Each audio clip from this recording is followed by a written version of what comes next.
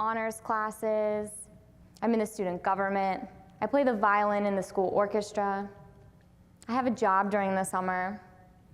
At 16, you would think that all I would be concerned with is what dress I'm gonna wear to homecoming, or the latest drama in my high school, or the fact that I just got unlimited texting on my cell phone.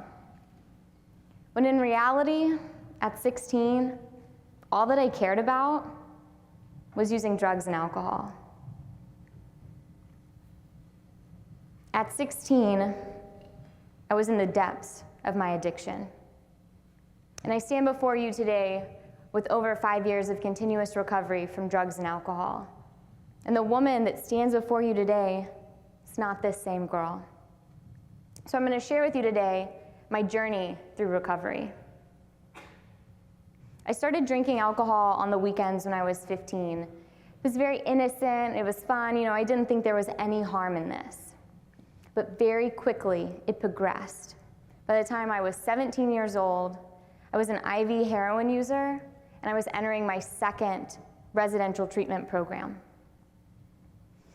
Despite looking very much alive on the outside, I was dead on the inside. I didn't give a damn about anyone or anything.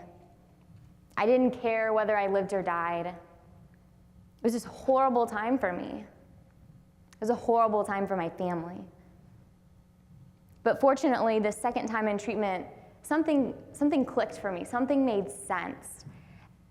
And honestly, I think it was that people were investing in me, and eventually I started to invest in myself. So because of my recovery, I got to go to college. I went to Texas Tech University, and I am from Houston, Texas, and that is 9 hours. That's a 9-hour drive from where I live.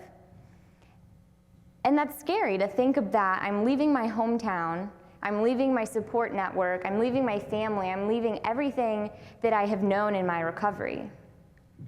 But what made me successful in college was having a collegiate recovery program there to support me. Because I got there and I immediately had family there. They understood me and what I was going through. This program was incredible. We had our own 3-story building smack dab in the center of campus.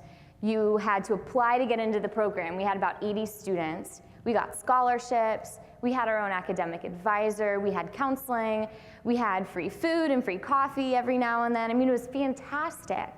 And I really felt like this school wanted me there because they believed in me and they wanted to give me a second chance at my life. So I felt a part of, and I had a great time. I do not feel like I missed out on anything in my college career because I didn't drink or use drugs. I really do. I feel fulfilled. I have no regrets looking back at college. I remember one time we threw this huge Halloween party. Think about the Halloween parties you have gone to, right? They get kind of crazy. This was just like that.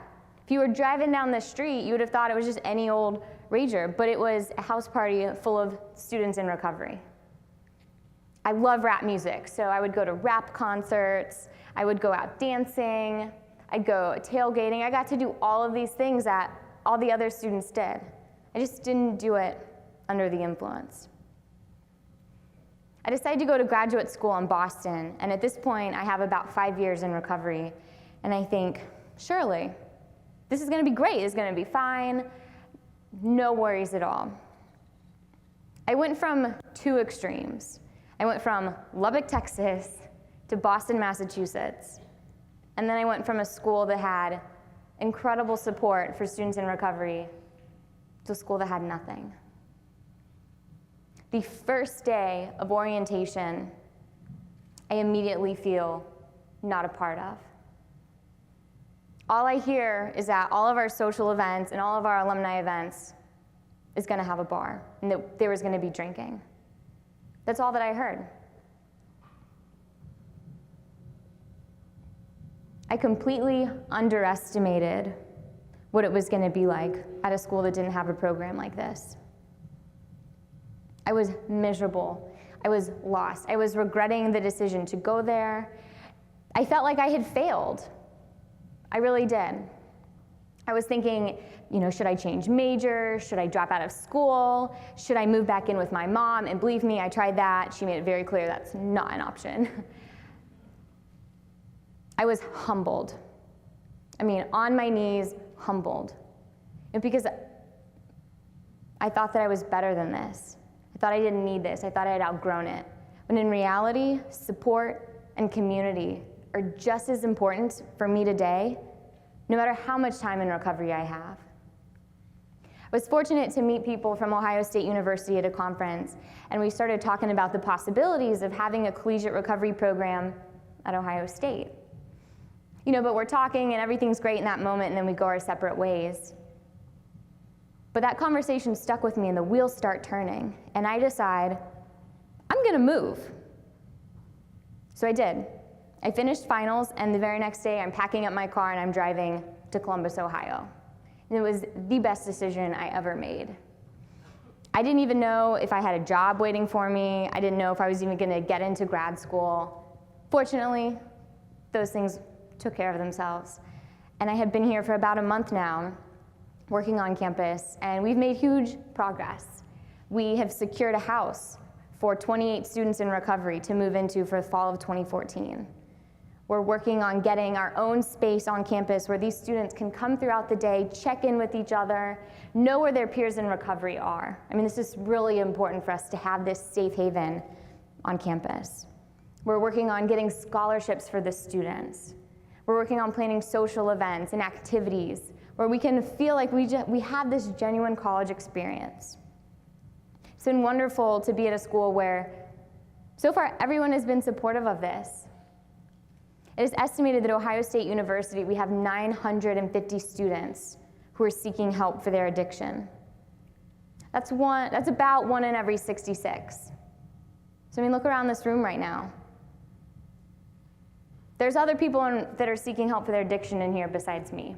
There are other people in recovery in this room besides me. And what are we doing to help them? To build community for them, to make them feel a part of, so that they can be successful not only in their personal life, but academically as well. The University of Texas, a few years back, was trying to start a program for students in recovery there. And they were meeting a lot of resistance. And fortunately, 2 members of their Board of Regents came forward and said, we are in recovery. We are doing this. This is important. So because these 2 individuals came forward with their own recovery story, this program at the University of Texas has flourished. They have helped countless students. They have won national awards. And just recently, the Board of Regents announced that every school within the UT system is going to have one of these collegiate recovery programs within the next 3 years. That's unheard of. And that is because these individuals came forward with their story. So I challenge you today. I challenge you to look deep within yourself and find your own recovery story.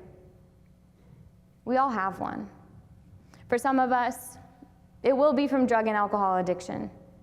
From others, from an eating disorder, from trauma, from mental illness, from your relationship with your family, from your relationship with yourself.